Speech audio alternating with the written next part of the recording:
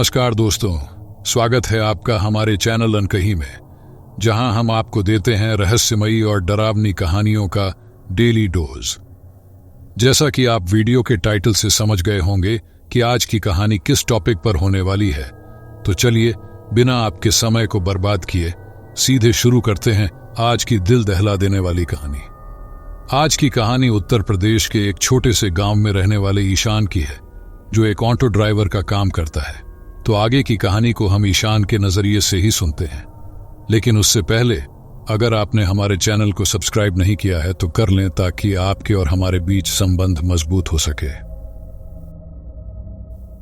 नमस्कार साथियों, मेरा नाम ईशान है। उम्र 40 के आसपास होगी। मैं एक साधारण सा आदमी हूं, जिसे रोजी रोटी के लिए ऑटो चलाना पड़ता है। मेरा गांव उत्तर प्रदेश के कोने में बसा हुआ है, जिसका नाम है वर्षा ग्राम। नाम से ही समझ सकते हैं कि बारिश के दिनों में हमारा गांव कितना सुंदर लगता है।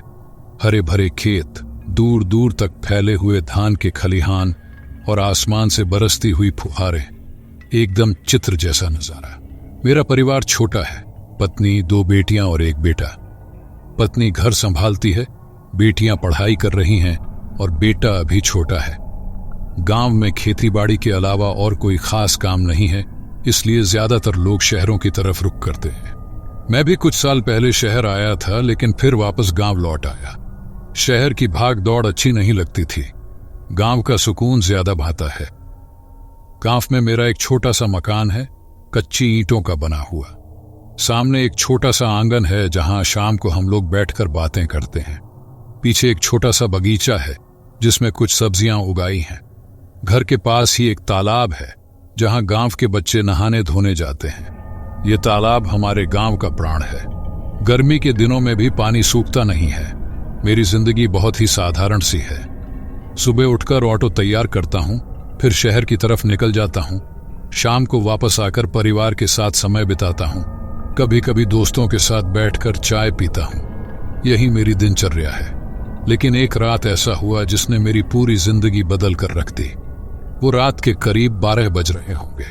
शहर से वापस गांव लौट रहा था। रात का सन्नाटा था, सिर्फ ऑटो के इंजन की गड़गड़ाहट ही सुनाई दे रही थी। अचानक एक पेड़ के नीचे एक काला साया दिखाई दिया। पहले तो मैंने ध्यान नहीं दिया, लेकिन फिर वह साया हिलने लगा। दिल डर से धड़कने लगा। धीरे धीरे वह साया एक औरत की शक्ल लेने लगा। वह औरत काले कपड़े पहने हुए थी। उसका चेहरा पूरी तरह से ढंका हुआ था। बस 2 आंखें ही दिखाई दे रही थीं, और वे भी चमकदार लाल।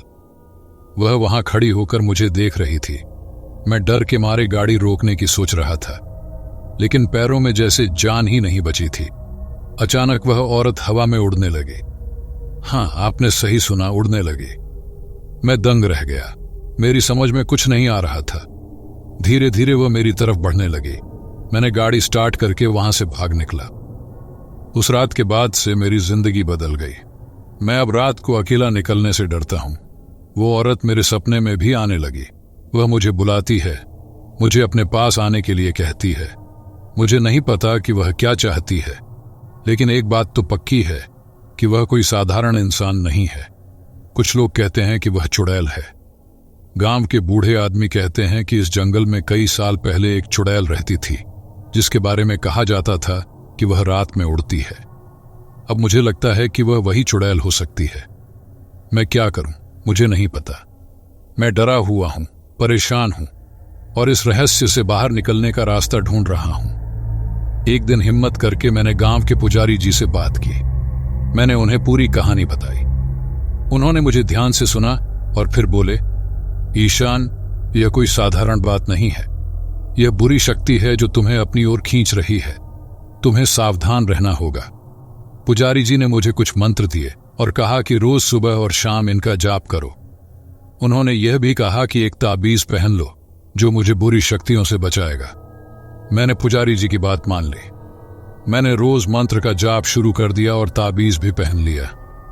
कुछ दिनों तक तो लगा कि सब कुछ ठीक हो रहा है, लेकिन फिर से वो सपने आने लगे। वो औरत अब और भी करीब आने लगी थी। एक रात कुछ अलग ही हुआ।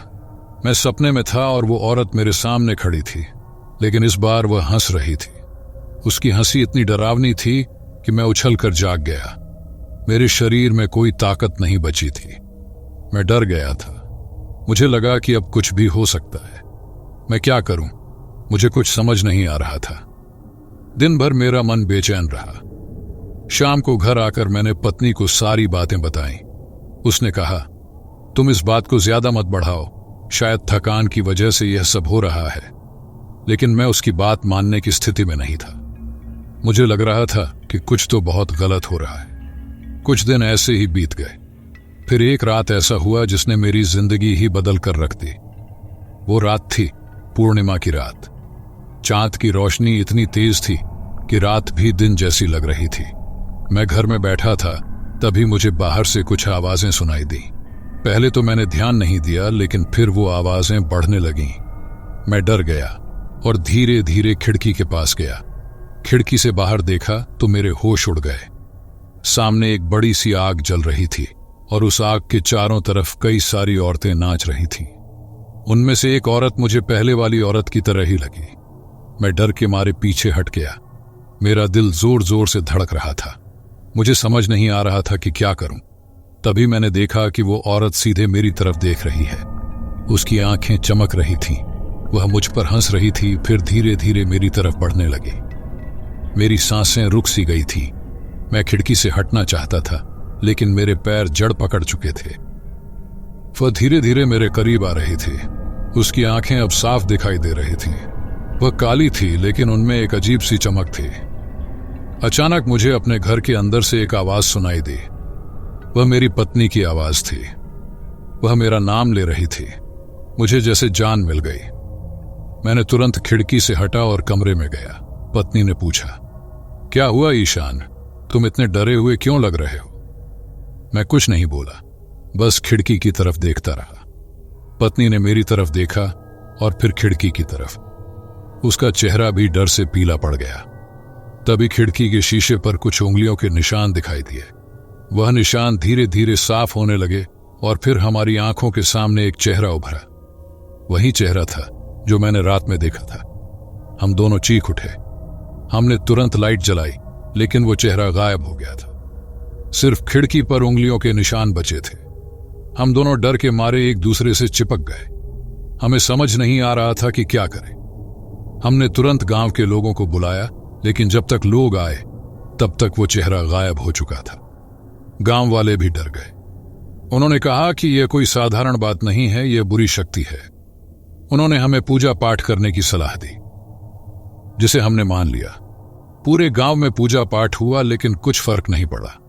वह औरत हमें छोड़ने वाली नहीं थी। हर रात वह हमें सताती। कभी वह सपने में आती तो कभी खिड़की पर दिखाई देती। हमारी जिंदगी नर्क बन गई थी। हमने कई तरह के ताबीज पहने। एक दिन गांव के एक बूढ़े आदमी ने मुझे बताया कि इस तरह की बुरी शक्तियों को दूर करने का एक ही रास्ता है।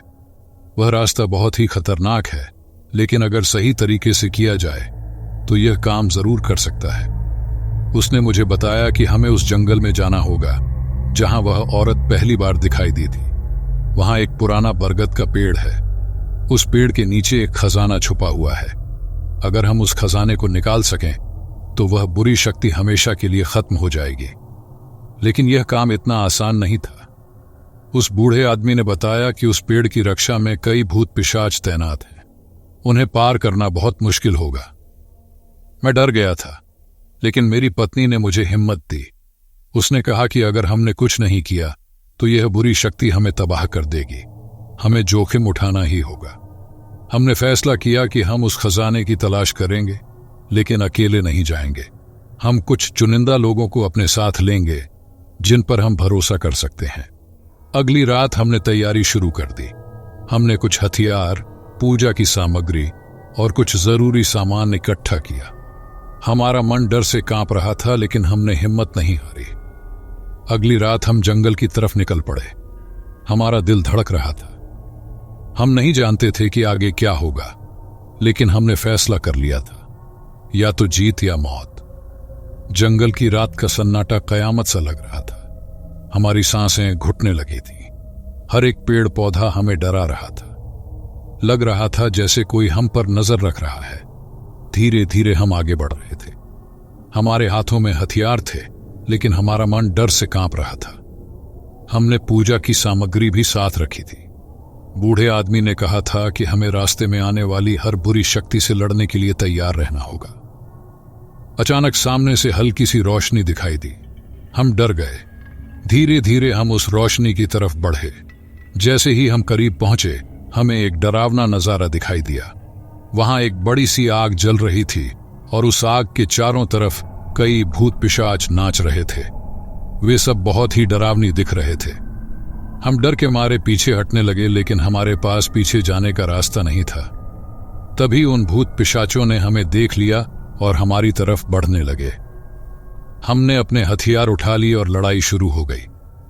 हमने जितनी ताकत थी सब लगा दी, लेकिन उन भूत पिशाचों की संख्या बहुत ज्यादा थी। हम हारने लगे थे। हमारा हौसला टूटने लगा था। तभी अचानक तेज रोशनी हुई। हमारी आंखें चमक उठीं। हमने देखा कि हमारे हाथों में रखी पूजा की सामग्री से एक अद्भुत प्रकाश निकल रहा है। वह प्रकाश भूत पिशाचों पर पड़ रहा था और वे सब चीखते चिल्लाते भाग रहे थे। हम हैरान रह गए। हमें समझ नहीं आ रहा था कि क्या हो रहा है, लेकिन हमने हिम्मत जुटाई और आगे बढ़ने लगे।